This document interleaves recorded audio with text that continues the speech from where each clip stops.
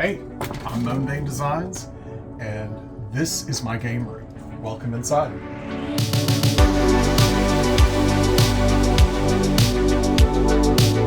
This is actually the Player 2 room, also the home office, and here I've got my Christmas present from my wife this year. It's a Legends Pinball. It's one of those things where we just had the opportunity to buy it and couldn't pass up the opportunity. So absolutely love this thing. Get to play lots of different tables on it and stuff. Hit this light and some VHS and then all of these DVDs, some HD DVDs, some Blu-rays, some 3D DVDs way back in there, and then some 4K. Now, is there a movie in particular in here that's like a special part of your film collection? The Crow, actually. Yeah. I really enjoyed all of Brandon Lee and everything that he's done. And the other part was, I mean, he did pass away during the movie, but watching that really good editing. Now, it kind of falls apart if you watch it on 4K, because then you can tell when people are wearing rubber masks and stuff. But other than that, it's just a really well done movie. Excellent soundtrack. I have more of my Toys to Life. I'm very much a Toys to Life fan. My Laserdisc collection. Now, the question is, do you have a Laserdisc player that works? Yes, I do. Right over here. Well, beautiful. It does work when it wants to. A couple of CRTs. I have them pretty much everywhere. I'm a big fan of the Sony Trinitron series. A lot of 3DO games that I picked up. I used to work at a used video game store a long time ago, and the owner didn't want the 3DO, and I asked him if I could buy it from the guy. He said, just go out and do it in the parking lot. I offered him $25, and this is everything I got. That is an insane deal for $25. Dreamcast magazine. Now, that is an obscure one. I was one of the few people that got on board with the Dreamcast very, very early and absolutely loved it. And then I got on with their magazine. And the only issue I'm missing is issue 0. I've got Megatron, which is also from the same friend that gave me the Mantis Blades. All of my Atari 2600, all of my Atari 5200 and 7800 games. You know, those custom cases look really good together on a shelf. Kind of rare things to see is Jaguar CD. Oh, and, nice. I actually have a working CD unit. This is not all, though, right? This is just my home office and game room for Player 2, because I loved the idea of having a LAN party room where some people are on this side playing 4-player Halo on a team, and in the other room playing 4-player Halo. That's a great idea. And the other room is on the opposite side of this wall to our left. Here we are in the main game room.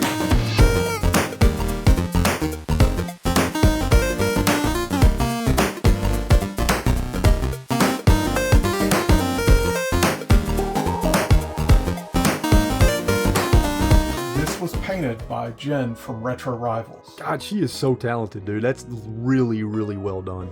I did a live stream unboxing this, and yeah, I came to tears. I mean, this is my favorite RPG of all time, and she nailed the artwork for the main character. A few PlayStation 5 games, and then the rest of them start all the way down here and go all the way up. PS3, PS2.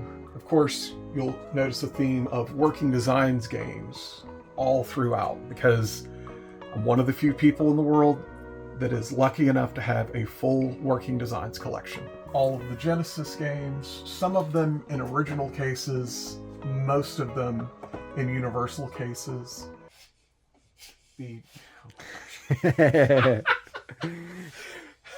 Explain what we're hearing in the background right now. That is my dog. Oh, I would say it was me. Hey, look, it's RNG Gamer.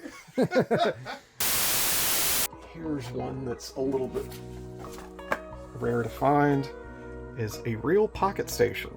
Never seen that before. Not a lot of games use it. I think only 2 games use it in the US. One of them is one of the Street Fighter Alpha games, I believe. I'm sure if I'm wrong, someone will correct me in the comments. And then the other one is a Final Fantasy VII, I believe, was the other one. This is a little on the obscure side because this is Shenmue 2, and this is actually in English. Mm-hmm.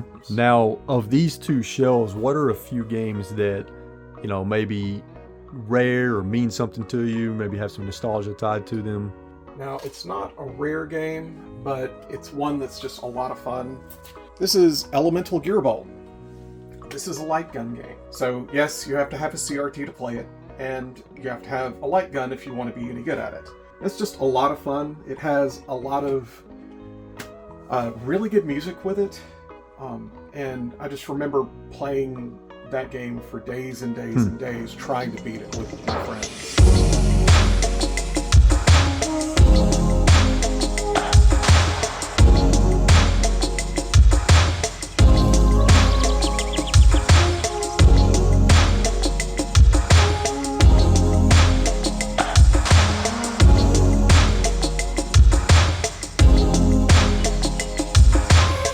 Now, I like this section. This section here really caught my eye. So tell us what we're seeing here. So anyone who watches my YouTube videos can recognize this. This is usually the thing that I have running around in the background. This is my handheld section, and it's also my show-off section for various little things. This is all of my handheld collection. I like the what I'm assuming are custom Game Gear cases. Yes. Now, this Lunar, or Lunar, however you pronounce it, item looks like a pretty rare item. Tell me about that. So, the Lunar Galleon, boxing nun doll, it was a pre-order thing with the original Lunar Silver Star story complete by Working Designs. If you paid your $5 pre-order, you could go into Electronics Boutique or Babbage's. I know, I'm old. I'm talking about old places. And they would just give you the doll. And people figured out really quick to just pay the $5 for a pre-order, get the doll, take it home, come back the next day, cancel their pre-order, go home, come back the next day, do another pre-order, and they get another doll. It's just a hard item to get because of that. Interesting. This actually is the most expensive game in the collection. Samurai Showdown 3. It's a $1,500. Woo! A few original Xbox games, and then Nintendo Switch, the Wii U, the Wii, and the beginnings of the GameCube collection. Well, you know what? It's a strong start because you have Phantasy Star Online 1 and 2 Plus, which is very rare and expensive. Yes. I acquired that one recently, actually. Custom Robo is actually a lot of fun. I've heard that. Never played it, but I've heard it. It's just a mech builder. GameCube exclusive as well. Super Nintendo games. Now, some people might notice this, which looks a little weird. Yeah. Except, if you see right there, it says manual. So, of course, this being a slim DVD case, you clip that out, and you can actually store manuals pretty easily. Nice. Great game. This is Hidden gem. Of my favorite games. So, growing up, when this came out, didn't grow up rich or anything like that. Lived with my grandparents. Both of them worked. And I wanted this for Christmas because I saw it in a magazine. It looked really cool. I had an NES. So, of course, I asked for it for Santa Claus and stuff. And this did not show up from Santa Claus. It actually showed up from my grandmother. And I didn't learn until I was about 22 that my grandmother had skipped lunches to be able to afford to buy this for me for Christmas. That's a great grandmother right there. Yeah. This is the first game that my granddaughter ever played. Because she was like 6, and her hands were so small she couldn't actually hold the NES controller. So I had to set her up with an NES Advantage. And that moment when she was looking at the television and she realized when she hit the button that Kirby jumped. That moment of realization that she had control of what was going on the screen. That was magical. That's awesome. So explain what we're looking at here, because a lot of people watching may not even know what this is. So this is the Miracle Piano. Back when Nintendo was doing their college tours is when I first saw this. I saw this and it looked really weird, and then I realized it was just a game that was teaching people how to play piano. My wife loves going up to Tennessee, and they had a Salvation Army that was nearby. And I saw this thing off in the distance, and I didn't realize that it was a Miracle Piano. And in the back of my mind, I was thinking, I'll tell my wife about the story about the Miracle Piano. And I just thought about it for a second, and I was like, no, she's tired. I'm not gonna tell her the story. Well, lo and behold, we walk up to the thing, and I see Miracle across the top, and I start shaking.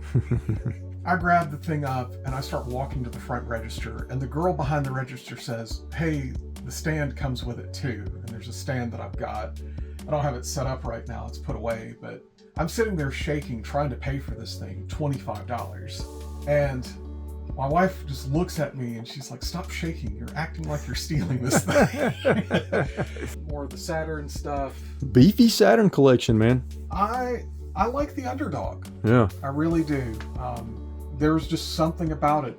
When I was growing up, one kid in my neighborhood got the Sega Genesis, another kid got the Super Nintendo, and I got the Turbo. Ever since then, I've absolutely loved the Underdog. Nice. My Handhelds. Do I see a Neo Geo Pocket?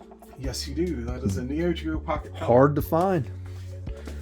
Here's a Lynx. Lynx are hard to find. Nomad, hard to find. A Game Gear. That's 2 hours of recapping. Ooh. Get back. How much of a nightmare is that? It is tough. Yeah. It is very tough. Then the Neo Geo Pocket Color, Game Boy Advance, SP, and then the normal.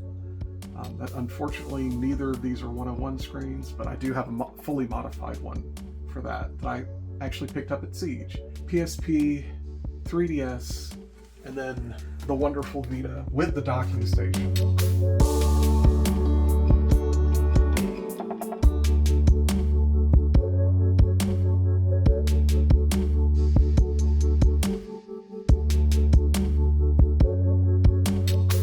It took a long time to get here. I'm absolutely thankful for everything that I have. There's tons of things here that are very sentimental to me. Things from my past, things that are gifts from people. And, you know, that's what it's all about for me.